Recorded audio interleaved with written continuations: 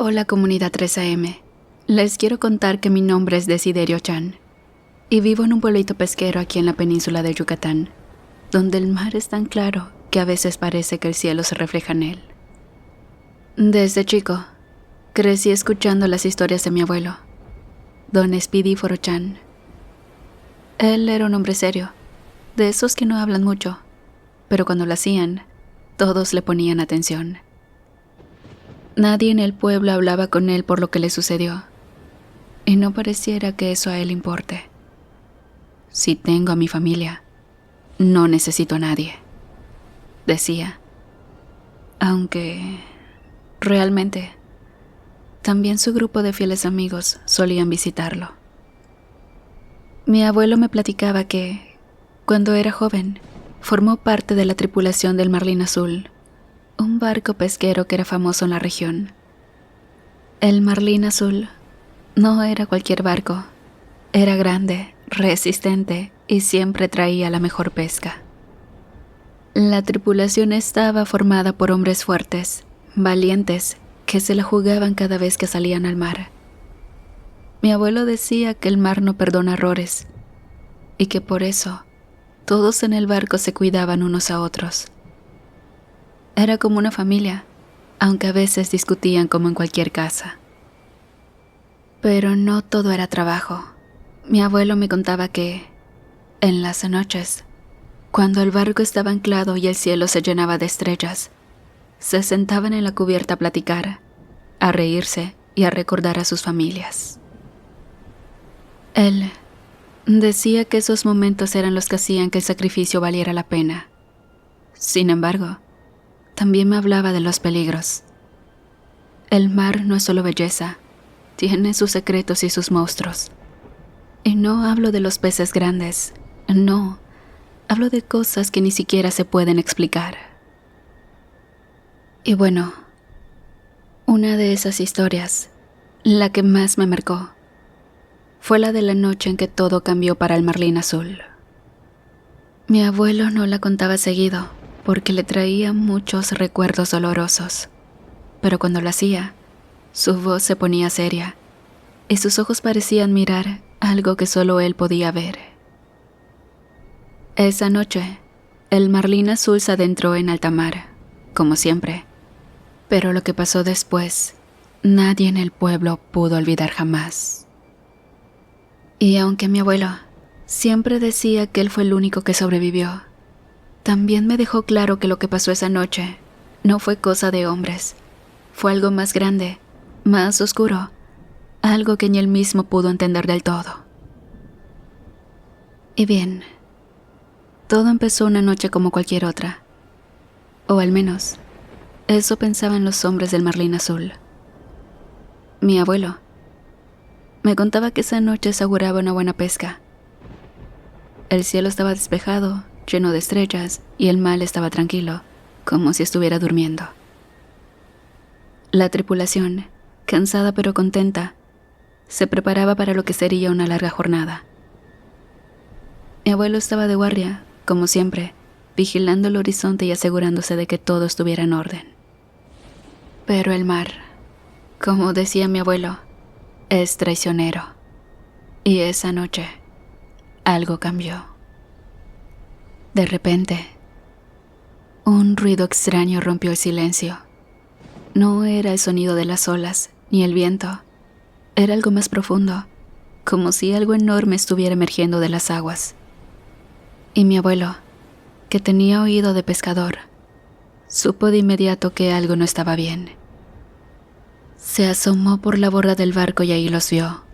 Unas criaturas que salían del agua, una tras otra, como si el mar las estuviera escupiendo. No eran peces ni tampoco humanos. Eran algo intermedio, algo que no debería existir. Mi abuelo me describió a esas cosas como si fueran hombres, pero con escamas gruesas y brillantes, con ojos grandes y negros que no parpadeaban, y bocas llenas de dientes afilados como navajas. Sus manos, o más bien sus garras, eran largas y curvadas, como las de un animal, pero con una fuerza que no parecía natural. Las criaturas Subieron al barco con una facilidad aterradora, como si el marlín azul fuera suyo. Mi abuelo gritó para alertar a los demás, pero ya era demasiado tarde. Las cosas se movían rápido, demasiado rápido. Uno de los tripulantes, un hombre llamado Ramón, intentó defenderse con un machete que siempre llevaba consigo.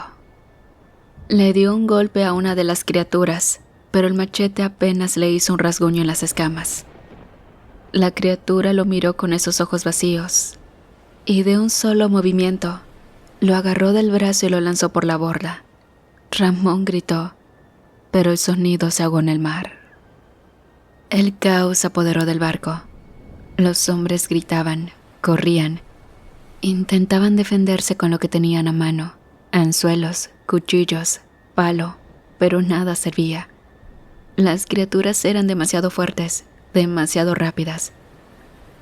Mi abuelo me contó que uno de sus compañeros, un joven llamado Toño, intentó esconderse en la bodega, pero las criaturas lo encontraron. Lo sacaron arrastrando, mientras él pataleaba y suplicaba por su vida. Mi abuelo intentó ayudarlo, pero una de las cosas lo golpeó con tanta fuerza que lo tiró al suelo. Cuando se levantó, Toño ya no estaba. Solo quedaba un charco de sangre y unas marcas de garras en la madera. El olor a sal y sangre se mezclaba en el aire y el barco se balanceaba violentamente, como si el mar mismo estuviera enfurecido. Mi abuelo, desesperado, agarró un arpón y lo lanzó contra una de las criaturas. Esa vez, logró clavárselo en el costado, pero la cosa ni siquiera se inmutó. Solo lo miró con esos ojos negros y siguió avanzando hacia él. Mi abuelo me dijo que, en ese momento, supo que no iba a salir vivo de ahí. Pero entonces, algo pasó. Las criaturas, de repente, se detuvieron. No todas, pero la mayoría. Se quedaron quietas, como si estuvieran escuchando algo. Mi abuelo no sabía qué era, pero no iba a esperar a averiguarlo. Corrió hacia la cabina del capitán, donde había un rifle viejo que siempre llevaban por si acaso. Lo agarró, apuntó a una de las criaturas y disparó. El sonido del disparo retumbó en la noche y la criatura cayó al suelo, retorciéndose. Eso pareció enfurecer a las demás. Se abalanzaron sobre él con una furia que mi abuelo nunca había visto. Pero al recibir los impactos de bala, varias de ellas cayeron. No muertas, pero sí malheridas. Eso las espantó, y poco a poco empezaron a regresar al mar, no sin antes llevarse los cuerpos de sus presas. Mi abuelo dice ver entre llanto y susto lo que ocurría. Eso hasta que recibió un golpe en la cabeza que no vio venir, suficiente para tumbarlo y dejarlo inconsciente. Cuando mi abuelo despertó, el barco estaba en silencio, un silencio pesado, como si el mundo entero hubiera dejado de existir. Se levantó con dificultad, sintiendo cada golpe, cada arañazo en su cuerpo. Y saben, lo primero que notó fue el olor, un olor dulce y podrido, como a pescado descompuesto mezclado con algo químico. Pero eso no fue lo peor. Lo peor fue darse cuenta de que estaba solo. No había rastro de sus compañeros, solo sus pertenencias tiradas por ahí. Una gorra, una botella de agua, un zapato. Y las marcas de garra por todas partes. En las paredes, en el suelo, incluso en el mástil.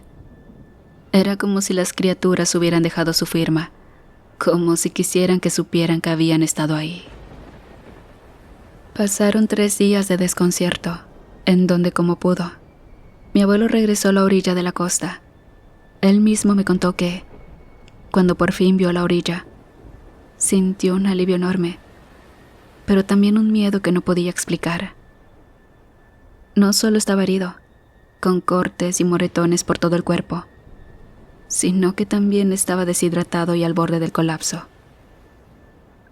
Lo único que lo mantuvo en pie fue la necesidad de contar lo que había pasado, de advertirles a todos sobre lo que había visto. Pero cuando llegó al pueblo, Las cosas no salieron como él esperaba. La gente lo recibió con miradas de desconfianza y murmullos. ¿Cómo era posible que él fuera el único que regresó? ¿Dónde estaban los demás?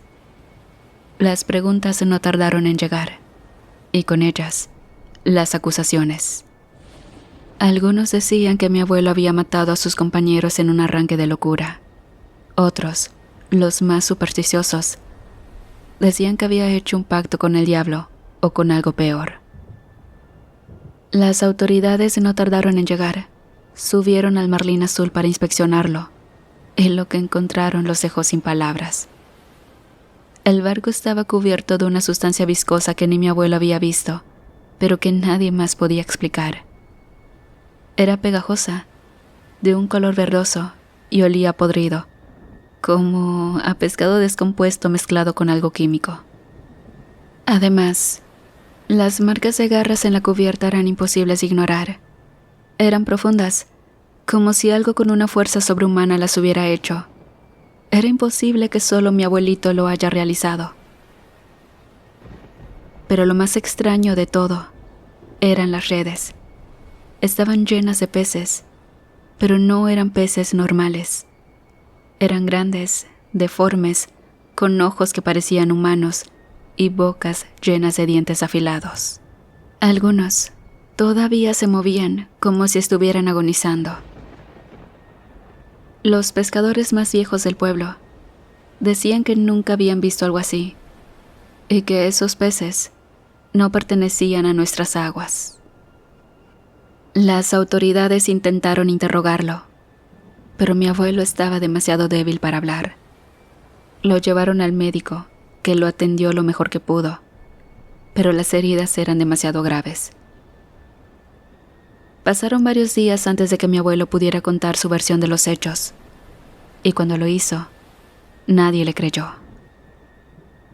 Fueron criaturas, decía él, criaturas que salieron del mar y se llevaron a todos.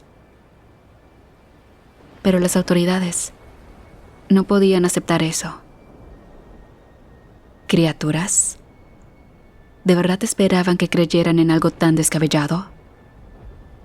Para ellos, la explicación más lógica era que mi abuelo había matado a sus compañeros y había inventado esa historia para cubrir su culpa. Sin embargo, había un problema: la evidencia. ¿Cómo podía un solo hombre haber causado tanto daño al barco? Las marcas de garras, la sustancia viscosa, los peces deformes. Nada de eso encajaba con la teoría de que mi abuelo era el asesino. Pero como no tenían otra explicación, decidieron archivarlo como un caso sin resolver. Y saben, aunque no lo acusaron formalmente, la sombra de la duda siempre lo persiguió. La gente del pueblo empezó a evitarlo, a mirarlo de reojo, a murmurar cuando pasaba. Mi abuelo, que antes era un hombre respetado, se convirtió en un paria. Pero lo peor no era eso. Lo peor era que, en las noches, cuando todo estaba en silencio, mi abuelo despertaba entre gritos y llanto. Él aseguraba escuchar ruidos que venían del mar, como si algo estuviera llamándolo. Y a veces, cuando miraba por la ventana, juraba ver sombras que no pertenecían a este mundo. Comunidad. Sabemos que en el mar suceden muchas cosas que no tienen explicación. Por eso les quiero contar una siguiente historia. Ahí les voy a platicar, compadres, lo que nos pasó aquella noche en el faro. Yo, Juan Borbochoa, les juro por mi madre que no miento ni una pizca de lo que les voy a contar. Fue una noche que jamás olvidaré, aunque le rezo a la Virgencita todos los días para que me ayude a borrarla de la memoria.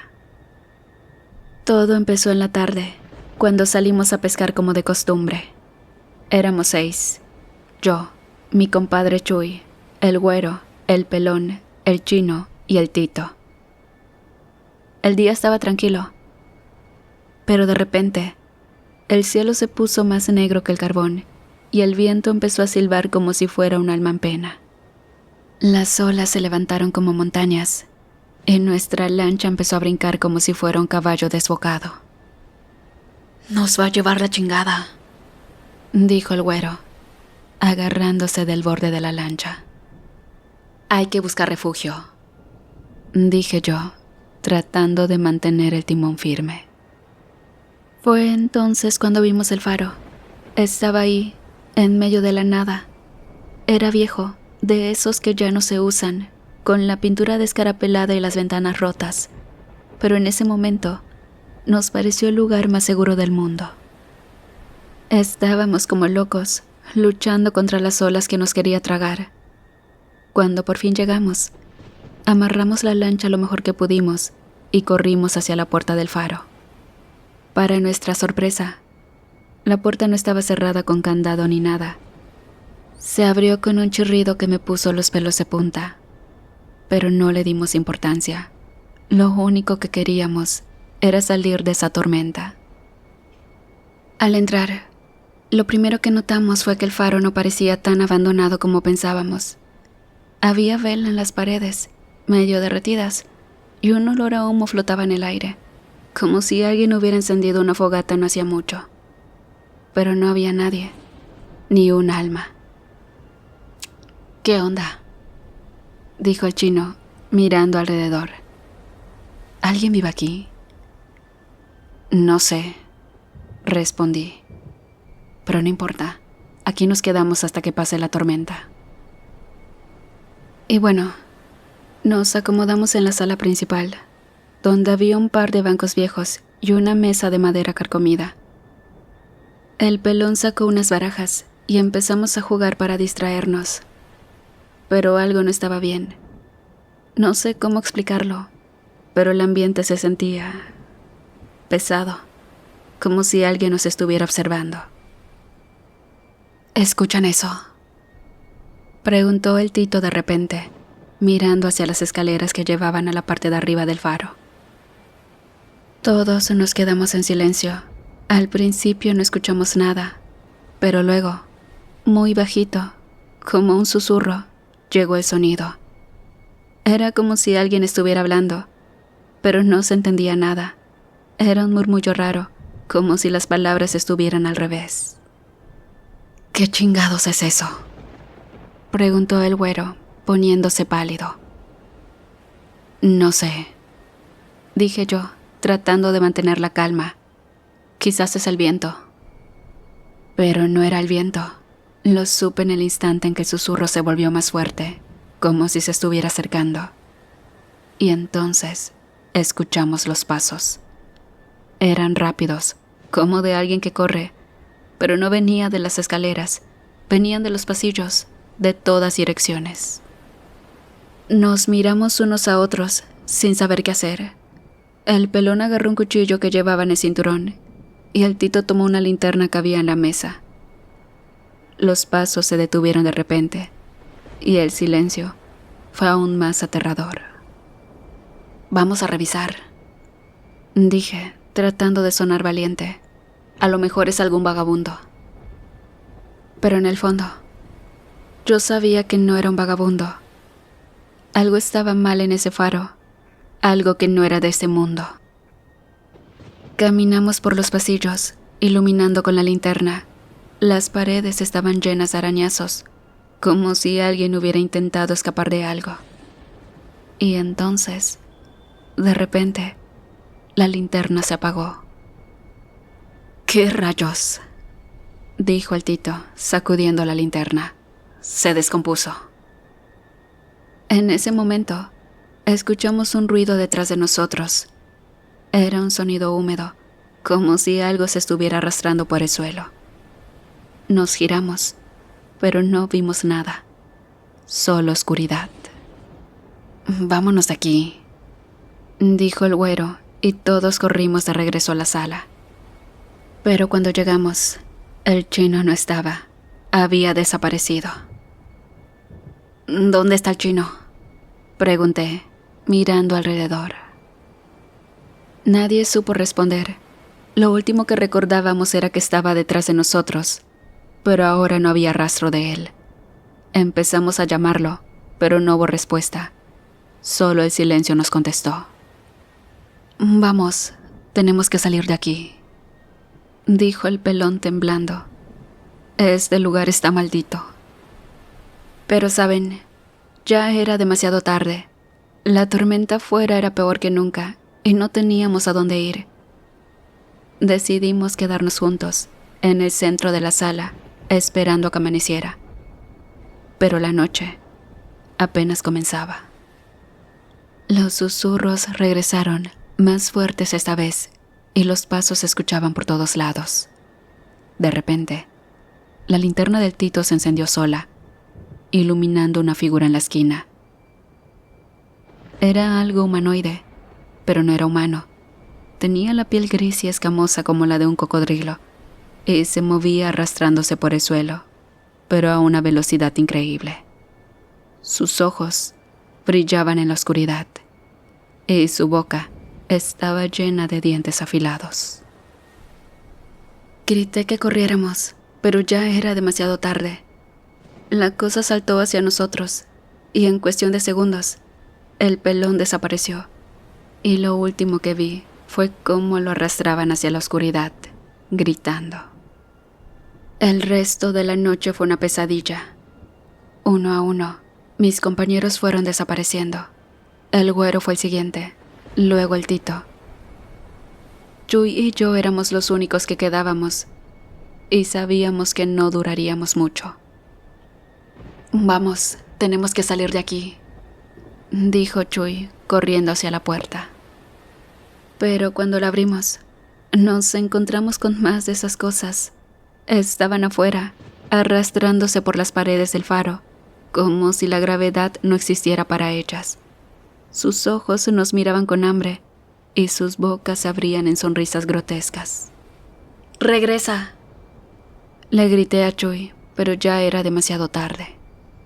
Una de las cosas saltó sobre él y lo arrastró hacia la oscuridad. Yo corrí de regreso al faro, pero sabía que no había escapatoria. Esas cosas estaban en todas partes. Al final, logré esconderme en una habitación en el último piso del faro. Me encerré y me quedé ahí, temblando, escuchando los susurros y los pasos afuera. No sé cómo, pero sobreviví hasta el amanecer. Cuando salió el sol, las cosas desaparecieron y yo salí corriendo del faro sin mirar atrás. Está de más decir que nunca volví a ese lugar y nunca supe qué pasó con mis compañeros. Solo sé que el faro está maldito y que esas cosas siguen ahí, esperando a su próxima víctima. Así que ya saben, compadres, si alguna vez ven un faro abandonado en medio de una tormenta, no se acerquen, porque no saben qué puede estar esperando adentro.